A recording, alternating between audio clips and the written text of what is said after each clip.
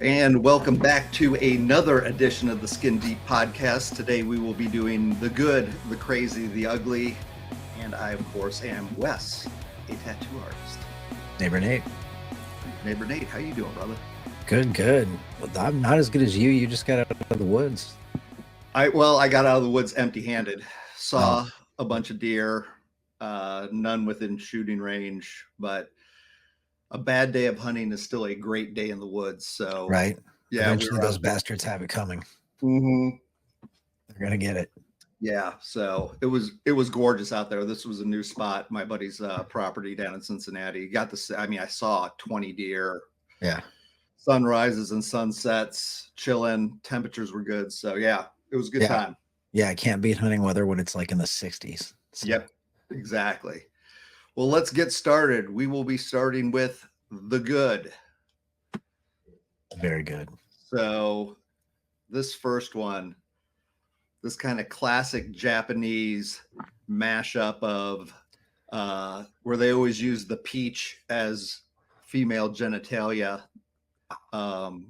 goes back like hundreds of years in their artwork. I Really? find, yeah, it's really it's like classic crazy, that they their artwork would represent how they represented pornography in their artwork, for I guess lack of better terms. And then of course it's a dragon claw, and we've got these sick finger waves with master of tones too. Like, yeah, there are so many gradients. I just thought this was so cool. Yeah, that's cool. I knew the peach thing, but I never knew it was tied to Japanese art. The way that they did this is really, really neat. And it really, it's very subtle. Yeah, exactly. Even the detail in like the claw nail, I find, like, just the line weights, everything I thought about this was super cool. Trying to make it bigger so I can even see it better. There's a lot in there, actually. There's a lot going on. Yeah. I mean, the wind bars, those different gradients coming off of it, the flow for the spot, which is kind of an awkward spot. No dead space left. Is that like inside of the thigh, like knee? Is that a leg tattoo? That looks like an inside of a thigh to me. Yeah. Good use of space. This thing was drawn to perfection and executed to perfection. Very cool. Next up, some shameful plugging, promoting of the collaborations that Scotty and I do together, which are portrait patches. And we've got the classic Bill Murray and the Slimer patch. We were just pumped on this. Typically, I don't put some of my work in here, but we were pretty fucking stoked. So that's a cool piece. Well, and it's almost like exactly like the scene in the movie. That's the face he's making when Slimer's coming at him. Yes. Yeah, that's pretty awesome. Next up, we have got the crazy. Oh, wow. These are both really good tattoos.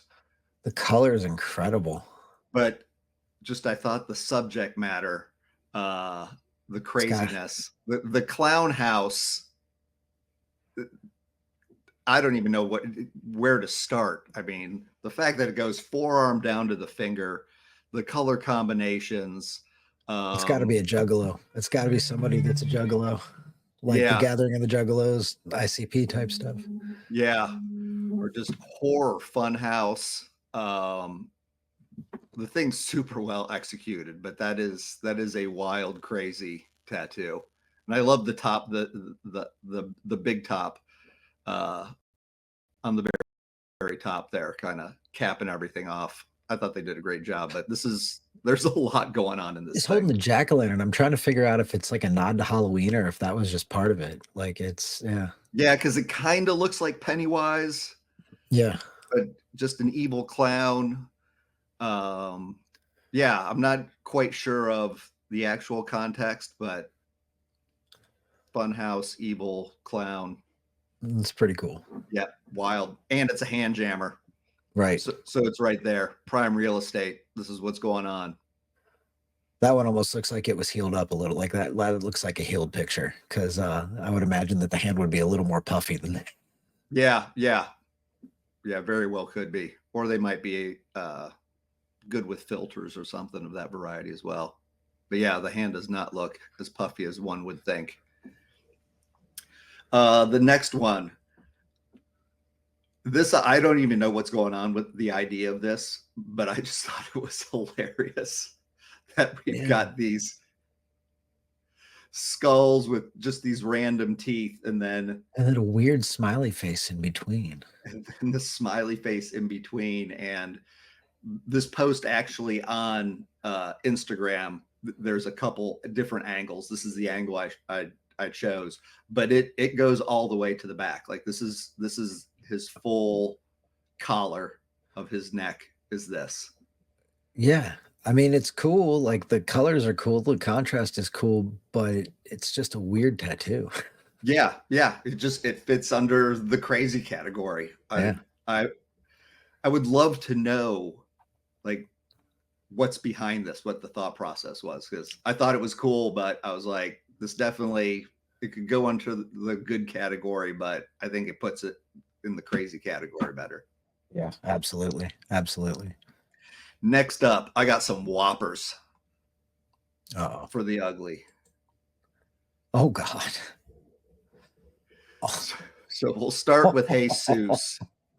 I mean, was that done in prison by a 3-year-old? Like, dude,